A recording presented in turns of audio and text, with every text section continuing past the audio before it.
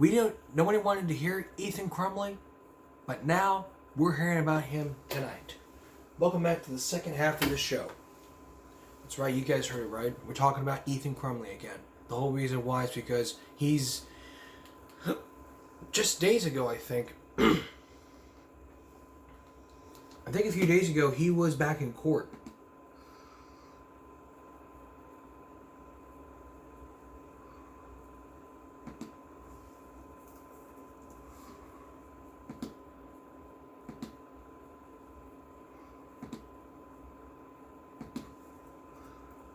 So let's get into what happened here.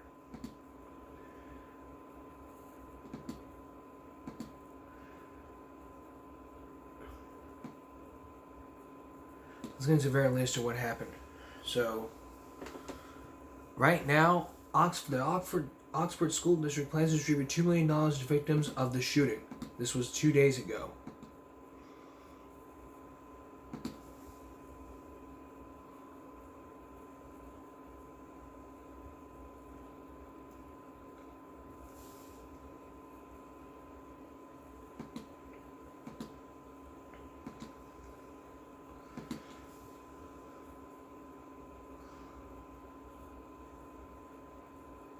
And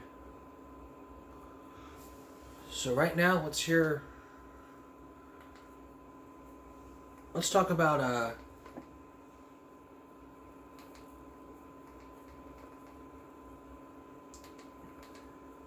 let's look at Oxford schools distributing $2 million.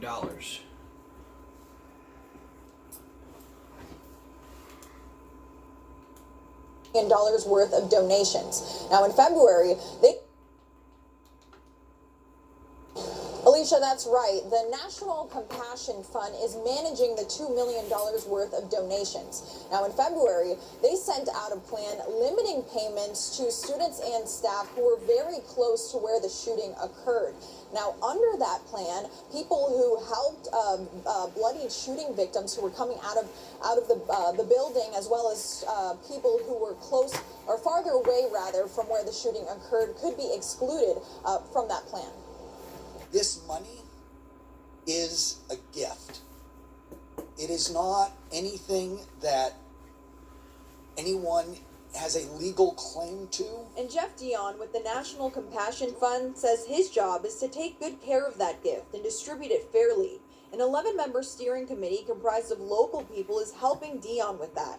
In February, they put out a plan outlining the following qualifications for payment: legal heirs of those who were killed as a direct result of the shooting, those who were physically injured by gunshot wound in the shooting, those who meet the eligibility requirements designated for psychological trauma. But that third category only applied to students and staff who were in or near a single hallway, restroom, and one classroom where the shootings happened. I am here to try not only speak for my daughter, because she didn't want to attend today, but to speak for all of the other children that were in the school that may not have been in your area of eligibility. Parents were candid at a town hall earlier this month. They told Dion and the steering committee some students fled the building and later helped collapse students who were shot. Others were outside of the area of eligibility but still saw the shooter. I just think that your area of eligibility needs to include every student that was within these walls. In response to that feedback, the rules were changed to now include those who were present on campus and either provided direct assistance to a gunshot victim or took extraordinary action to prevent loss of life. The designated area was expanded to include 36 classrooms.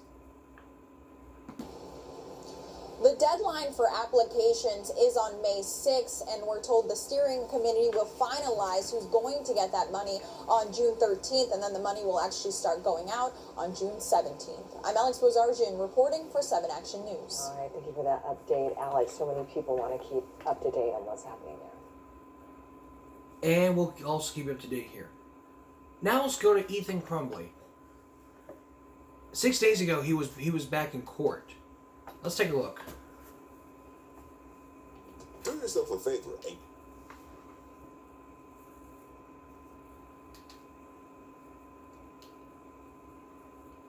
A judge said Ethan Crumbley will remain in the Oakland County Jail. Under Michigan law, juvenile in the jail system has to attend a court hearing every 30 days. The hearing is used to evaluate the current lodging at the jail.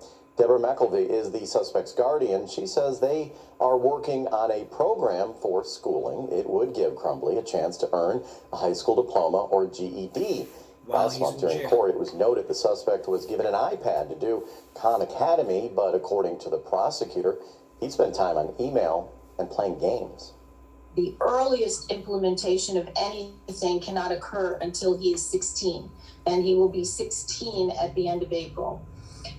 There are two options. She provided me a list that they are investigating of what they call either strict disciplinary academies or cyber schools. James and Jennifer Crumbley appearing in circuit court today. Their case was bound over for trial last month. They are each charged with 4 counts of manslaughter in connection with the deaths of 4 students at Oxford High School on November 30th. Their 15-year-old son is accused of shooting and killing his 4 classmates, including 6 other students and 1 teacher. Mid-Michigan Now reporter Courtney Bennett joins us in the studio. Courtney, what happened today in court? Well, Dave, I can tell you in less than 15 minutes, this court hearing was done. This morning, the judge appointing an independent counsel to visit and talk with the couple. This morning, the judge saying she is concerned about a potential conflict. According to the law professor I talked to this afternoon, that conflict could be one person is offered a plea to testify against the other defendants. James Crumbley is represented by Marielle Lehman and Jennifer Crumbley, Shannon Smith. Right now, because the lawyers practice at the same law firm, the defendants could not take the stand and testify against each other. The judge, Cheryl Matthews, says it is uncommon for co-defendants to be represented in criminal matters by lawyers who practice at the same law firm. She says it is her obligation to protect the couple's rights throughout this court process. Judge Matthews says if there is a jury trial, she says she does not want a mistrial. The judge spent time during the court talking directly to the couple. This is what she had to say. Their job isn't to report back to me. Their job isn't to take the place of your attorney. They're going to talk to you about a conflict of interest, potential conflict of interest, and what would be in your best interest. So I would urge you to listen to them and ask them any questions you might have. Judge Matthews says she wants to avoid anything that would compromise this case. She says if there is a mistrial, then the case would leave the defendants not convicted and also not acquitted. The case could be retried. Judge Matthews says right now there are people in jail for 700 days waiting for trial because the courts are so backed up. She wants to avoid that. The couple is back in court in Oakland County on April 19th. Coming up tonight on Mid-Michigan Now at 10 p.m., you'll hear more from a law professor on how this case could set a precedent for future cases. Dave? Thank you very much, Courtney. The accused Oxford shooter's name will no longer be used in court or in court filings. Judge Cheryl Matthews granted that motion today. The Oakland County prosecutor asked the judge to stop using his name because she says it could contribute to future school shootings. Prosecutor Karen McDonald says the suspect wants notoriety. And when we come back on more school shootings, this time from Carolina and in Tanglewood. Don't go away.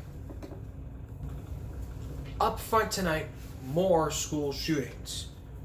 10 people charged after shooting at Iowa school. They left 1 dead and 2 injured. In Iowa, 4 more teens are now charged in a deadly shooting outside Iowa High School, bringing the total number of people charged to 10. The shooting happened earlier this morning at East High School downtown. Investigators said 6 guns were used and police recovered 42 shell cases from the scene and the suspect's vehicles. A 15-year-old was killed and others were wounded. Next, we're going to South Carolina. Another school shooting where a boy fatally shoots a classmate who was 12 in South Carolina. Authorities investigating the trail shooting of a 12-year-old shooting Thursday by a classmate at their South Carolina middle school. The suspect, a 12-year-old boy whose name was now released, was arrested on murder and weapon charge of the shooting, which occurred around noon at Tanglewood Middle School in Greenville, South Carolina. The Greenville County Sheriff's Office said in a statement there were no other injuries. The victim was transported to a nearby hospital. He was pronounced dead shortly after 1 p.m. The coroner's office said in a statement, according to an autopsy conducted on Friday, the death was a gunshot wound close to the chest. It was not clear on Friday what had led to the shooting or where the student obtained a handgun. The two students, both in the 7th grade, were familiar with each other. In the statement released by Fighting Injustice Together, a community group in Greenville, Jamar's relatives said they were devastated by the boy's death. The sheriff's office declined to answer questions about the investigation on Friday, but around 12:30 on Thursday, a school resource officer called for backup hearing gunshots at the school. The sheriff's office said in a statement. Authorities said they later learned that a male student had shot another male student at least once inside the wing of the school.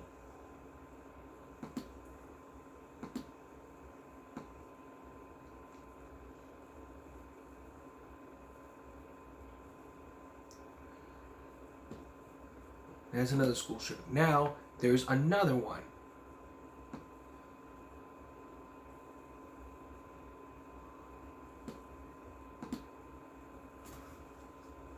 A 16-year-old high school student killed in the afternoon in Midfield. They left a 16-year-old dead and a juvenile grazed by a bullet.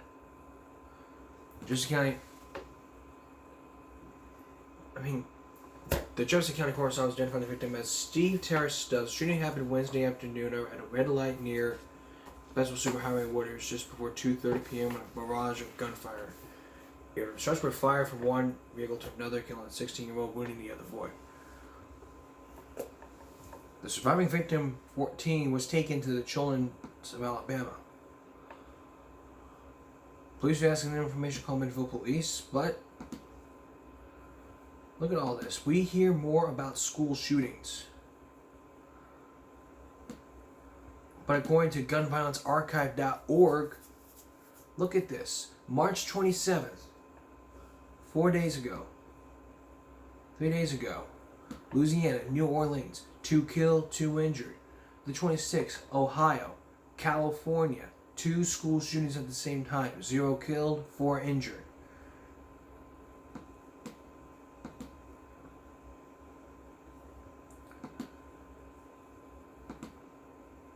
I mean, you look at a spreadsheet of this, that's the incident ID. The 13th, Illinois, Chicago, Ozark.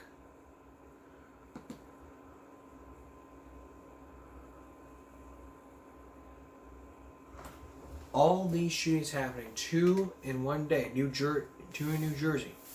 Separate school shootings because of all this happening. According to gunviolencearchive.org, you look at this and it's like, what can we do to stop this?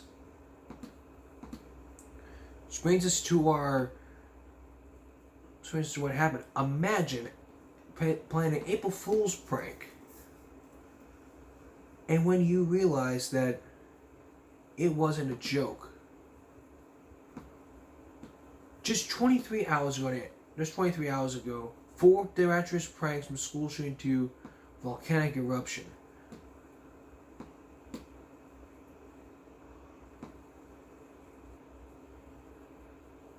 This happened on 2014. Angela Thompson woman was working in a school Sacramento, texted her daughter in New York that there was a shooter on campus.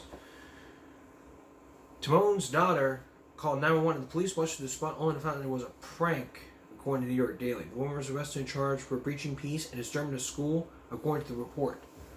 1980, a television channel in Massachusetts. I mean, this is from Mighty Control. All these things happened. 2001, rodeo jockey, England. She said, I mean, all these things. That was one prank. If it happened in real life,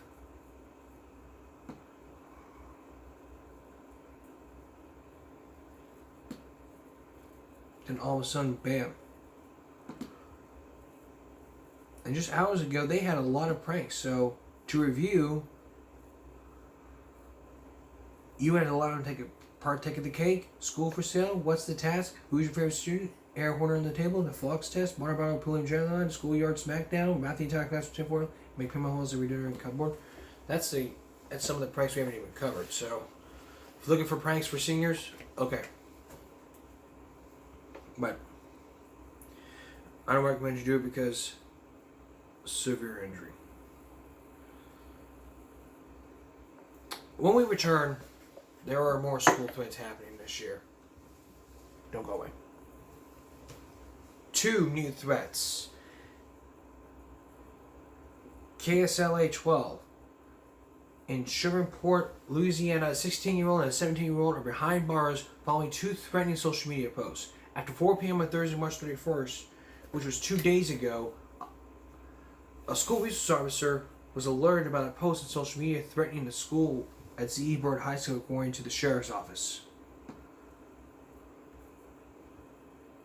The detectives worked through the night and determined what the post was done by a 16-year-old who attends a different high school. Porter was then notified of another post threatening to blow up the school. Detectives that traced back to a 17-year-old student. Both were arrested and for terrorizing and booked into the juvenile detention center. Another juvenile was charged following threats made against the high school, prompting increased security on campus on Thursday. And there's another one in Harlingen.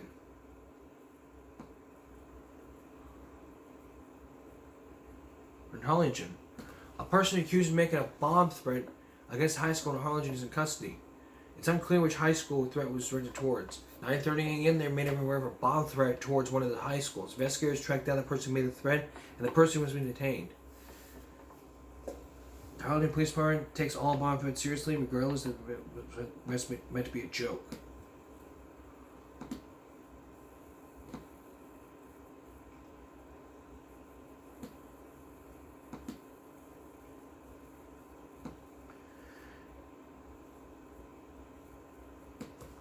And one person is in custody after a bomb threat directed at the high school, but according to the Post, investigators tracked down the individual who made the threat, and they've been detained. The Harlingen Police Department takes all bomb threats seriously, and did not state which high school the threat was directed towards. We don't know. So, again, I take these threats very seriously, and I take everything very seriously. All right, on to Chris Rock. We've been following this case since. We've been following this case since last week, since the Oscars. And right now, just a day ago, he's now speaking out. He's now coming forward and telling his side of the story.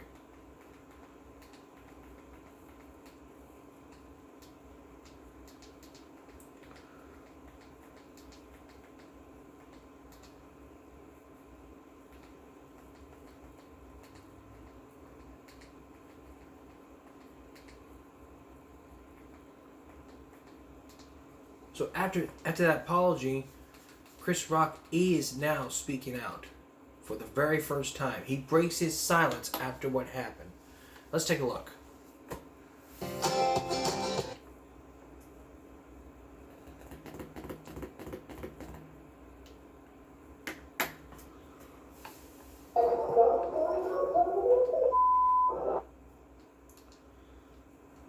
Overnight, Chris Rock breaking his silence in the wake of the Will Smith Oscars slap. In this audio obtained by Variety, Rock publicly addressing the incident. I don't have like a bunch of about what happened. I'm still kind of processing what happened, so at some point I'll tell you. ABC News entertainment producer Anastasia Williams was in the audience at Rock's performance in Boston last night, his first since the Oscars. She says Rock got emotional as the audience gave him a prolonged standing ovation. He started to get visibly emotional. He wiped away some tears. He was smiling, but you could tell that he was really overcome by the moment. But the performance was not without incident. At one point, a heckler interrupted Rock. Chris definitely noticed that person because he actually stopped the show, and he said something like, "Is this person going to take out a gun and out of his pocket and shoot me?" Which I think was half a joke, half what's kind of going on. Chris Rock's personal security came out from the outside of the curtain and kind of stood by just to see what was going on.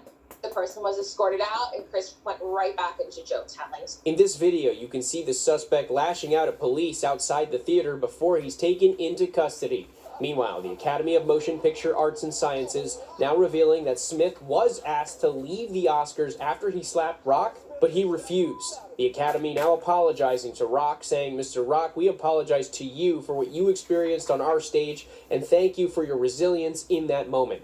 The Academy also announcing it has begun disciplinary proceedings and adding, while we would like to clarify that Mr. Smith was asked to leave the ceremony and refused, we also recognize we could have handled the situation differently. Oscars co-host Wanda Sykes now speaking out against Smith, calling his actions sickening and adding she spoke to Rock after the ceremony. The first thing he said was, "I'm so sorry." And I'm like, "Why are you apologizing?" He's like, "It was supposed to be your night." The Academy could expel Will Smith or sanction him, but it's not expected to take away his Oscar. Hi everyone, George Stephanopoulos here.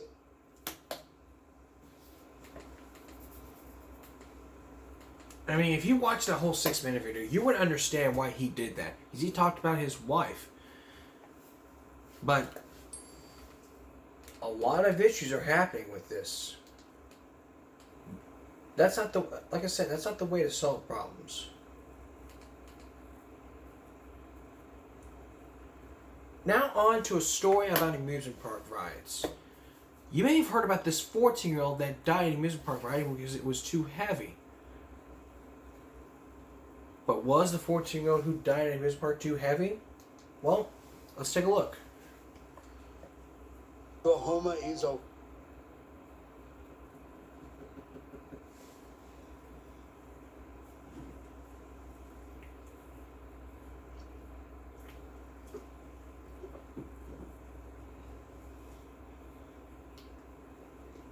disturbing question is being asked in the wake of the death of a teenager who plummeted to the ground last week during an amusement park ride. At more than 300 pounds, was the young man simply too heavy?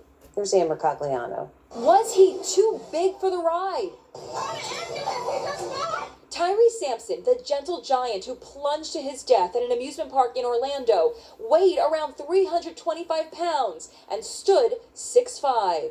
The 14-year-old youngster played football for his high school. He was visiting Orlando from Missouri, and he had reportedly been turned away from at least 2 other rides at the park because of his size. The accident happened at Icon Park, where the 430-foot free-fall ride is a popular attraction. In Europe, the maximum passenger weight on this ride is 287 pounds, according to the manual. But in the USA, there is no maximum weight regulation. Safety expert Brian Avery. Weight, in my opinion, was absolutely a factor. He was not an appropriate fit for the device. This photo shows Tyree sitting on the ride the night of the mishap, ready to be lifted 430 feet into the air. Avery has a suggestion to prevent tragedies like this happening again. If you had utilized some sort of secondary fail-safe mechanism, such as a latching seatbelt or something along those lines, he would have been contained. He'd most likely be alive. At a news conference today, there was an update on the investigation. Based on the investigation, I think it may be that we will look at seatbelts. You and I drive cars that have seatbelts and airbags. So I think redundancy is a good thing. The accident report states that the harness was still in the down and lock position when the ride stopped. A representative for the company that operates the ride told us it won't function unless the harness is locked and secure. Which brings us to tomorrow's Give Me a Break, and we'll explain that to you in just a moment. Before we tell you, I want to show you another report from Inside Edition about why Chris Rock saved the Oscars. Chris Rock saved the Oscars. Because Chris handled the moment with such grace and aplomb, it allowed the show to continue. The show's executive producer, Will Packer, told GMA's TJ Holmes that he, like all of us, was stunned by the slap. I thought this was part of something that Chris and Will were doing on their own. I thought it was a bit. I thought it was a bit like everybody else. I knew we hadn't practiced it. Not concerned. I wasn't concerned at all. Once I saw Will yelling at the stage with such vitriol, my heart dropped. And I just remember thinking, oh no. Packer was the first Oscars official Chris Rock spoke to when he came off stage. I said, did he really hit you? And he looked at me and he goes, yeah. He goes, I just took a punch from Muhammad Ali. And he was telling me, I'm fine. Let's just get past this. I'm getting out of here. I can't believe this happened.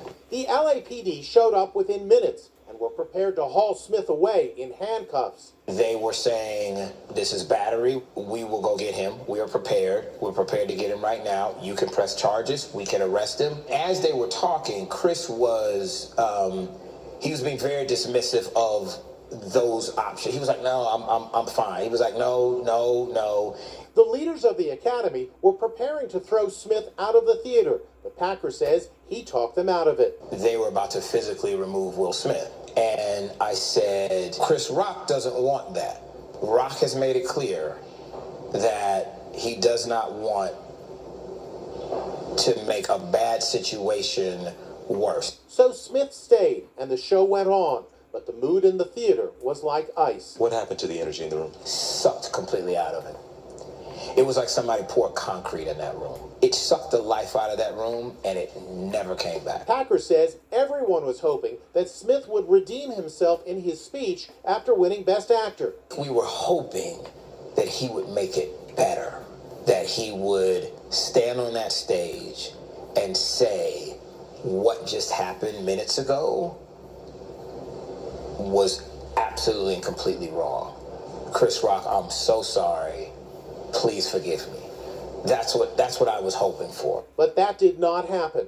He didn't apologize to Chris Rock until the next day. We're also learning today that Will Smith reached out to the president of the Academy and the CEO on Tuesday to formally apologize. It was a Zoom call that reportedly lasted 6 minutes. Meanwhile, here in Hollywood, many are wondering if Will Smith's career could be irreparably damaged. His brand is permanently tarnished, one top agent was quoted as saying, comparing him to Mel Gibson, whose career was derailed by racist outbursts. He's definitely going to have to work to fix his public image because right now, people are not happy with Will Smith. He doesn't seem to really feel too bad, and the apology really seems to be a PR stunt. That's what a lot of people are saying. Chris Rock is still in Boston, packing the theater every night for his stand-up shows. He took in a movie, posing for this photo with a fan. He continues taking the high road, reportedly shutting down a fan who cursed Will Smith during last night's show. I'm still kind of processing what happened.